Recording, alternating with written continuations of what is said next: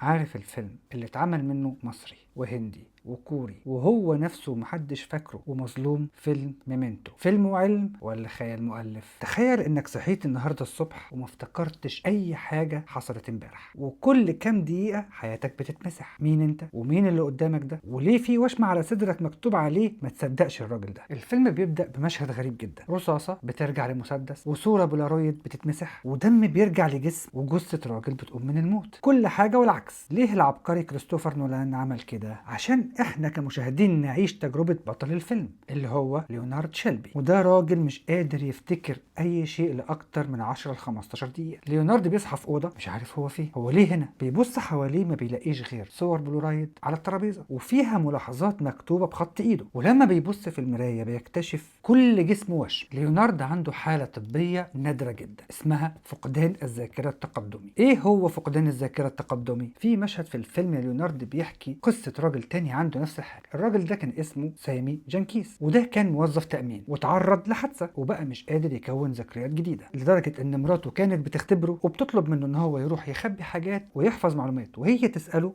وكل شوية ينسى. المرعب هنا ان مراته كانت مريضة سكر وكانت عاوزة تتأكد ان جوزها لسه بيحبها، فطلبت منه ايه؟ ان هو يديها حقنة الانسولين اكتر من مرة عشان تختبر هو لسه فاكر ولا لا. فضل يديها حقنة الانسولين اكتر من 3 مرات لدرجة انها ماتت بجرعة زايدة. القصة دي ليونارد فاكرها كويس لانها حصلت قبل الحادثة. طب ايه هي الحادثة دي؟ ليونارد ومراته كانوا في البيت وفجأة لصوص دخلوا عليهم، واحد منهم اغتصب مراته وقتلها قدام عينيه، والتاني ضربه على راسه ضربة قوية جدا دمرت جزء من مخه. ولما ليونارد صحي في المستشفى حياته اتغيرت للأبد. بس دي مش مجرد قصة خيالية. سنة 1953 وتحديدا في مستشفى في كونيتك كان في شاب اسمه هنري موليسون، وده عنده 27 سنة وبيعاني من نوبات صرع رهيبة جدا، أكتر من 10 نوبات صرع في الأسبوع. وكان في دكتور متابع حالته اسمه الدكتور ويليام سوكفيلد. فقرر إيه الدكتور ويليام؟ إنه يعمل له عملية في جزء خطير جدا من المخ عشان يقلل نوبات الصرع. فقرر إنه يشيل جزء صغير من الهيبوكامبوس أو الحصين، وده جزء صغير في الدماغ جدا شكله شبه فرس البحر. العملية نجحت والصرع فعلا قل، بقى بالظبط زي ليونارد شيلبي في فيلم ميمنتو، مش قادر يكون اي ذكرى جديده، لدرجه ان الدكتور ويليام كان بيدخل عليه كل يوم وكل يوم كانه بيشوفه لاول مره. تخيل انك تصحى كل يوم وانت مش عارف انت في انهي سنه، بعد الشر طبعا عنك وعن السامعين وعن الشاهدين وكل من قال امين. لدرجه ان هنري كان فاكر نفسه لسه شاب عنده 27 سنه، ولما كان بيبص في المرايه ويلاقي نفسه عجوز كان بيتصدم صدمه كبيره جدا. ابوه وامه ماتوا، فكانوا مضطرين ان هم يقولوا له الخبر كل يوم، وكان كل يوم اول ما بيسمع الخبر كانه بيسمعه لاول مره، بكاء هستيري، حزن كبير، صدمه كبيره. وده بالظبط اللي احنا بنشوفه في فيلم ميمنتو. في الفيلم ليونارد بيقابل ست اسمها ناتالي بتكلمه وبتساعده ان هو يثق فيها. طبعا بعد ربع ساعه ولو راح الحمام ورجع بيشوفها كانها اول مره، مش فاكر اصلا ان هو شافها قبل كده، ولا فاكر ان هم اتكلموا، ولا فاكر هي قالت له ايه، ولا فاكر هو اصلا موجود هنا بيعمل ايه. هنري عاش 55 سنه بعد العمليه، مات سنه 2008، وكان كل يوم من ال 55 سنه اللي عاشهم بعد العمليه كانه يوم جديد. كان في دكتوره اسمها سوزان كوروكن، ودي كانت بتدرس له لسنين كتير، وكانت بتعلمه ان هو يرسم نجمه وهو بيبص في المرايه. اول يوم كان سيء جدا، تاني يوم احسن شويه، اليوم العاشر بقى محترف، رغم انه كل يوم ما كانش فاكر ان هو اتدرب قبل كده. ليونارد في الفيلم نفس الحاجه، بيعرف يسوق عربيات وبيعرف ازاي يستخدم السلاح. كل دي مهارات محفوظه. ليه؟ لان في نوع تاني من الذاكره اسمه الذاكره الاجرائيه، يعني المهارات الحركيه زي ركوب عجله، سواقه عربيه، عزف على آلة موسيقيه. كل دي بتتخزن في مكان تاني غير الحسين اللي اتصاب فيه ليونارد. بس في هنا مشكله ليونارد بيقولها: How can I heal if I can't feel time؟ ازاي اخف من الالم اللي عايش جوايا ده وانا بكتشف ان مراتي ماتت كل يوم؟ ازاي حاله زي ليونارد في الفيلم تقدر تعيش؟ الفيلم بيورينا نظام عبقري ومرعب في نفس الوقت. ليونارد ابتكره عشان يقدر يكمل حياته. اولا كاميرا بولارويد، ليونارد بيصور كل حاجه مهمه. صوره لعربيته مكتوب عليها ان دي عربيتي، صوره تانية لواحد صاحبه مكتوب عليها ده كان كداب ما تصدقهوش، وصورة تالتة لناتالي مكتوب عليها هتساعدك عشان خاطر الفلوس، لدرجة ان عنده ملف كامل عن كل شخص، مين هو وايه علاقته بيه وهل هو انسان يثق فيه ولا لا. تاني حاجة ممكن نروح لها الوشم، ان هو كان بيكتب وشوم على جسمه في الحاجات المهمة اللي ما ينفعش ان هو ينساها، يعني مثلا الصورة ممكن تتحرق او الورقة ممكن تضيع، لكن الحاجات اللي كان بيكتبها على جسمه دي ما كانتش بتتمحي، وكان بيكتشفها كل ما بيبص في المراية. مثلا على صدره كاتب جون جي قتل واغتصب مراتك، على دراعه اوعى تنسى سامي جنكيز. ليه كاتب هو سامي جنكيز على ايده؟ عشان يفتكر سامي جنكيز اللي كان عارف قصته قبل الحادثة ويعرف ان هو بيعاني من نفس المشكلة اللي عند سامي. ودي كانت محاولة من ليوناردو عشان بس يثبت الحقائق. طيب هل ده فعلا بيحصل في الواقع؟ هل في ناس اصلا ممكن تعمل كده علميا؟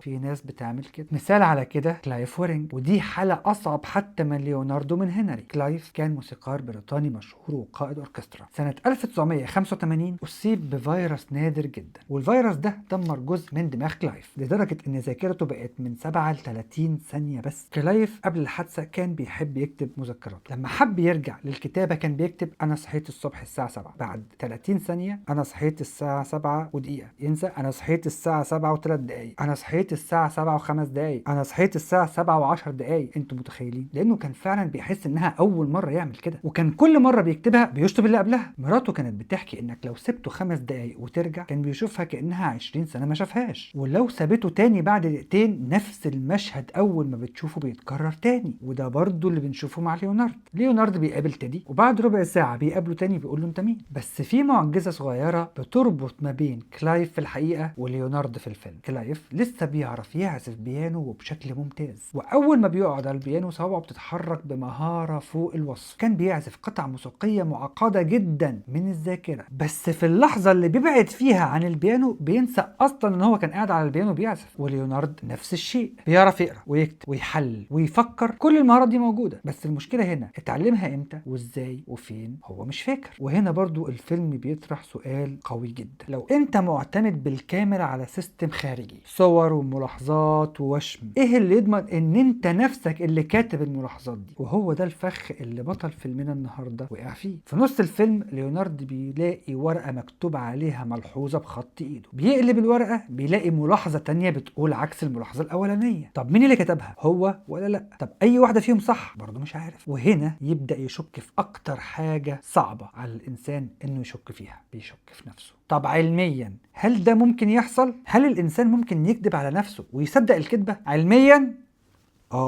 ممكن الانسان يكذب على نفسه ويصدق الكذب. المشكله الاصعب مش الناس المرضى اللي عندهم فقدان ذاكره، لا، دول الناس الاصحاء العاديين، انا وانت وغيرنا وغيرنا وغيرنا. في عالمه نفس امريكيه اسمها اليزابيث لوفتس، ودي واحده من اهم علماء القرن العشرين في علم النفس، وعملت تجربتين. اول تجربه سمتها حادثه التصادم، جابت فيديو لحادثه عربيتين بيخبطوا في بعض، فجابت مجموعه من الناس وقسمتهم مجموعتين، كل مجموعه شافوا نفس الفيديو بتاع الحادثه، بس قالت للمجموعه الاولى كم سرعه العربيات اثناء تلامسهم ببعض، المجموعة التانية قالت لهم كم سرعة العربيات لما اتصدموا ببعض. المجموعة الأولى اللي سمعت تلامسه قالوا السرعة كانت من 30 ل 31 ميل في الساعة. المجموعة التانية اللي سمعت تصادمه قالت إن سرعة العربيات كانت ما بين 40 ميل ل 50 ميل في الساعة. والأخطر من كده إن بعد أسبوع أليزابيث راحت لنفس المجموعة وسألتهم من تاني شفتوا الإزاز اللي اتكسر؟ فالمجموعة جاوبت الإزاز كان كتير وفي كل مكان، مع إن ما كانش فيه إزاز اتكسر أصلا. معنى كده إيه؟ إن الناس اخترعت ذكرى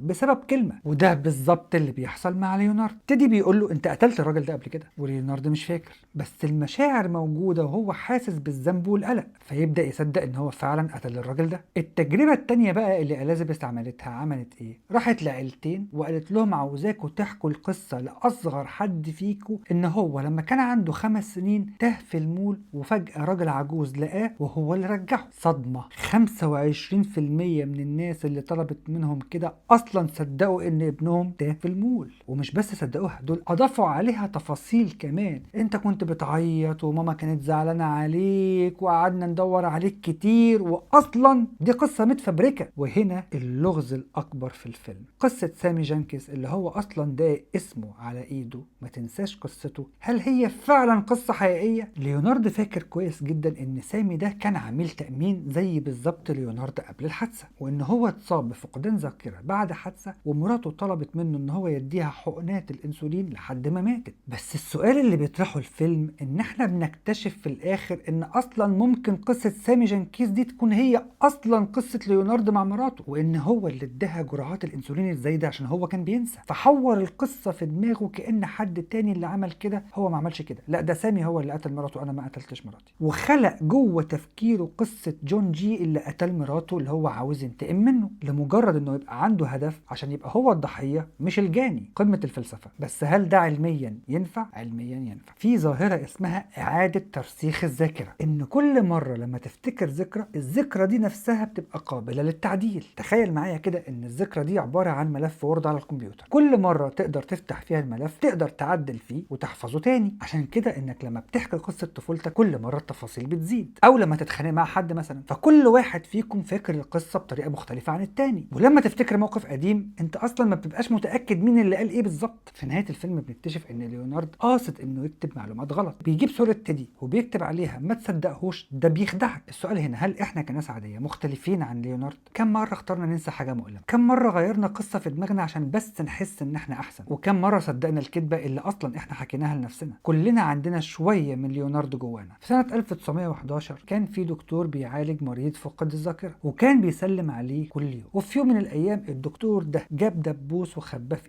وراح مسلم على المريض وشكوا بالدبوس. تاني يوم الدكتور وهو بيسلم على المريض ده، المريض ما سلمش. هو اصلا مش فاكر ان هو بيسلم، بس هو حاسس بخوف عشان كده ما سلمش. معنى كده ايه؟ ان المشاعر فضلت متخزنه، بس الذكرى بتاعت المشاعر دي هي اللي اتنست. وده بالظبط اللي حصل مع كلايف ومراته ديبورا. كلايف مش فاكر ديبورا، مش فاكر انهم متجوزين، مش فاكر حياتهم اصلا مع بعض، بس حاسس ومتاكد انه بيحبها وبيعشقها، لدرجه ان اول ما بيشوفها بيجري عليها وبياخدها في حضنه وبيقعد يبكي من كتر الفرحه، بس هو مش عارف ليه. في القرن ال17 الفيلسوف جون لوك قال ايه؟ ان الهويه الشخصيه مبنيه اصلا على استمراريه الوعي والذاكره. يعني انت هو انت لمجرد ان انت فاكر بس ايه اللي حصل لك امبارح واللي حصل لك السنه اللي فاتت واللي حصل لك وانت صغير. في خيط صغير من الذكريات بيربطك اصلا بشخصيتك. طب لو الخيط ده اتقطع ولو كل يوم بتصحى انت شخص جديد، هل انت كده هتفضل نفس الشخص؟ مثال على كده هنري موليسون. هل هنري سنه 1953 هو نفس هنري سنه 2008؟ جسديا لا، الخلايا اتغيرت. نفسيا لا، الذكريات ما زادتش. وعيا كل يوم كان بيصحى هو نفس الشخص من سنه 1953. هنري عاش نفس اليوم بنفس تفاصيله 20,000 مرة. وليونارد في الفيلم كان بيقول ان الزمن بالنسبة له واقف. طب ازاي هيتعافى من الصدمة؟ في حالة ثالثة مهمة جدا اسمها كنت كوكرين. كنت فقد حاجة اعمق من كده بكتير، فقد الذاكرة الحدسية. ايه هي الذاكرة الحدسية؟ يعني مش قادر يفتكر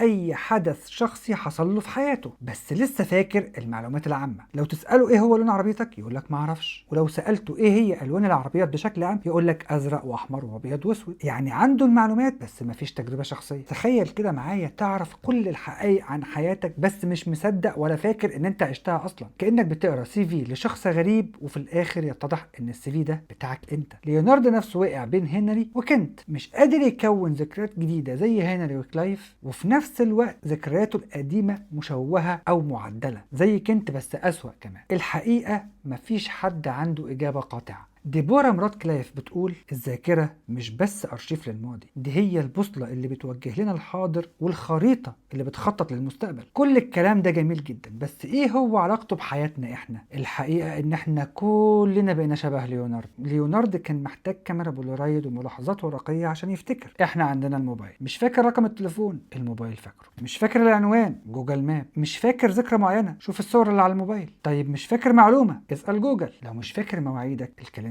موجود. احنا عن قصد بقينا بننقل كل ذكرياتنا من دماغنا للأجهزة. في دراسة سنة 2011 اسمها جوجل افكت او تأثير جوجل. الباحثين اكتشفوا ان الناس لما تعرف انهم يقدروا يرجعوا للمعلومة على الانترنت مش هيحتاجوا يحفظوها اصلا. دماغنا بتقول ما دام المعلومة موجودة طب احفظها ليه؟ لو هنقارن حياتنا بليونارد هو برضو مش محتاج يحفظ، ما هو عنده الصور والملاحظات. نفس المنطق. طبعا ده له ايجابيات وله سلبيات. طب ايه هي الايجابيات؟ اننا نقدر نخزن معلومات معلومات اكتر، وفي نفس الوقت مش محتاجين نضيع وقت في تفاصيل صغيره، ونقدر نركز اكتر على الفهم وعلى الابداع. لكن السلبيات بقى، ذاكرتنا الطبيعيه بقت اضعف، وبقينا معتمدين بشكل كامل على التكنولوجيا لدرجه ان الموبايل لو ضاع بنحس ان احنا فقدنا جزء من نفسنا احنا. طب جرب كده دلوقتي كام رقم حافظه من غير ما تبص على الموبايل؟ زمان كنا حافظين من 20 ل 30 رقم، دلوقتي بالكتير 3 4 ارقام. بس المشكله الاخطر ان السوشيال ميديا بتخلق ذاكره جماعيه مزيفه، خبر كاذب بينتشر فجاه تلاقي ملايين الناس صدقته وبقى حقيقه،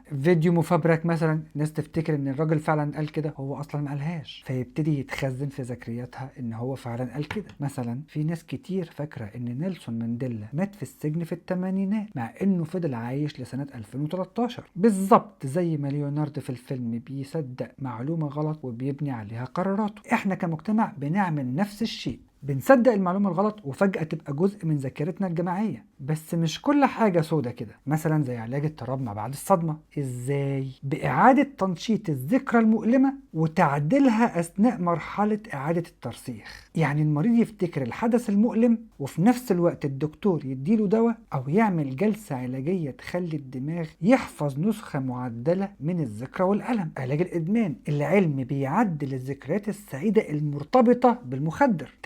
تحسين الذاكرة، زي مثلا أدوية بتساعد مرضى الزهايمر إن هم يفتكروا أحسن. طب سؤال، لو في طريقة نخلينا نمسح أو نعدل ذكرياتنا المؤلمة، هل لازم نعمل كده؟ الألم أصلا جزء من التجربة الإنسانية، والذكريات المؤلمة هي اللي بتعلمنا وبتعرفنا نفسنا أكتر. لو مسحنا كل الألم اللي احنا عشناه، هل كل شخصية بني آدم هيفضل ثابت زي ما هو؟ وهو ده كان اختيار ليونارد في آخر الفيلم، هو اختار ينسى الحقيقة المؤلمة عشان يقدر يكمل، اختار الوهم عن الحقيقة عشان الحقيقة كانت أتقل من إنه يشيلها. هو ده فيلمنا، فيلم ميمنتو، فيلم مهم جدا للعبقري كريستوفر نولان. اتعمل مصري، فاصل ونعود لكريم عبد العزيز، واتعمل هندي قاجيني لعامر خان، وهي النسخة الأفضل بالنسبة لي. ولو عجبتك الحلقة اعمل فولو واعمل سبسكرايب، واكتب في الكومنتات ايه نوعية الأفلام اللي انت تحب ان احنا نقدمها في الحلقات الجاية. والسلام عليكم.